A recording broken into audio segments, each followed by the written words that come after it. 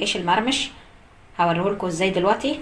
اهوت عملت منه طبقنا اهوت، وبتشكليه بقى بشويه البصل اللي احنا عناهم، البصل المتحمر اهو. وممكن بقى تقدمي جنبه العيش المرمش دوت اهوت، زي ما احنا شايفين عيش عادي خالص، عيش طابونه اهوت.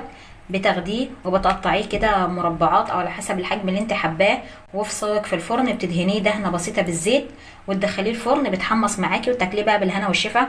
وممكن تعملي فتة العدس منه ان شاء الله نعملها مع بعض في فيديو تاني. هنعمل العدس بالطريقه السوريه ومعاها طبق الفته ان شاء الله نعمله في فيديو تاني. وممكن تقدمي جنبه البصل زي ما احنا شايفين، بصل متقطع، وتحط عليه خل وليمون وشويه كمون او بصل اخضر، وبالف هنا وبالف شفا. يا ريت فيديو النهارده يكون عجبكم، ما تنسوش تدعمونا بالاشتراك في القناه وتفعيل الجرس عشان يوصلكم كل جديد، واللايكات الجميله عشان تشجعونا لمزيد من الفيديوهات. نشوفكم في فيديو جديد، والسلام عليكم ورحمه الله وبركاته.